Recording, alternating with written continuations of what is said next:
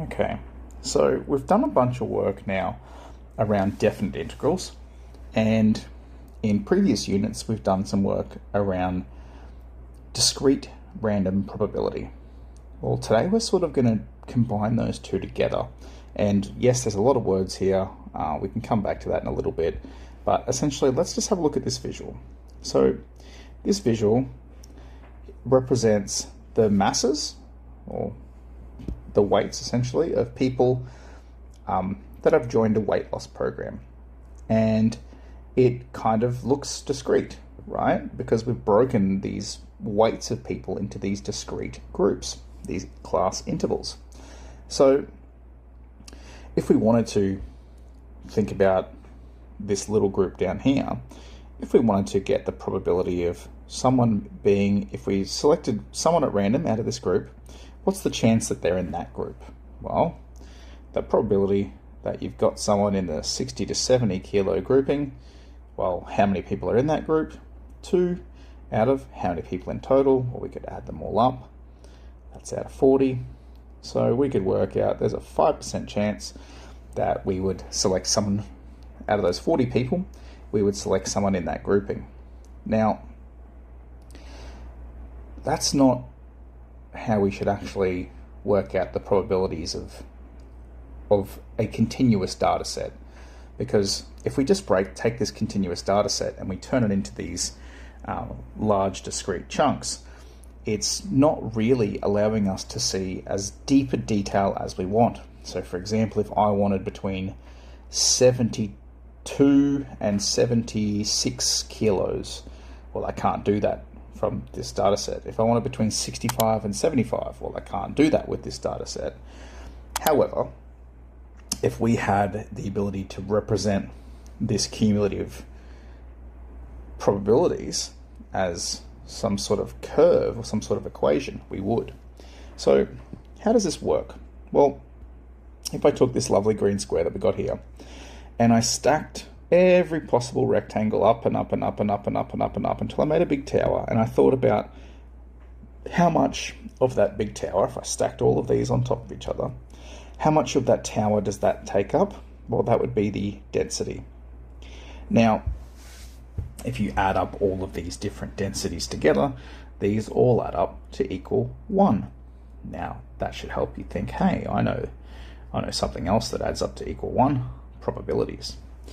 Now, continuing on from this, if I then put some dots at the center of each of these and connected them with a curve, then I would start to have an equation that represents the density. And then we would go from something like the probability of this discrete data to the probability of the density to a probability density equation, and a proper equation like this would be the probability density function. And that is essentially what we're looking at today. So if we have a look up here, yes, look, we can estimate probabilities from a histogram. Yep, too easy, tick that off. Now, if we really have a look at this, we now need to talk about what is the probability density function. So there's a few ways to think about this. Now, I'm going to start off with the most simple way. It's a function, obviously. It's a function above the x-axis, so it always has to be positive, where, oh boy, my handwriting is lovely. So it's a function above the x-axis where the total area is always equal to 1. Well, yeah, it has to be, because why? Well, because probability adds up to 100%. That's how it works. So what can we do with it? Does that mean that if I just pick any point in time on that curve, then that's the probability? So if I picked this point here, then that would be the probability of someone being exactly 110 kilos? Not quite. If you got P at 110 and you thought you could just chuck 110 into whatever this equation would be and that would give you the probability of 110, no, that's not how it works.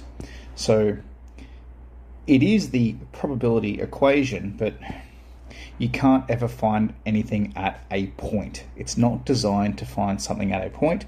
If you just subbed 110 into this equation, you would get the rate of change of the probability at that point. So really, a probability density function is the rate of change of probability equation.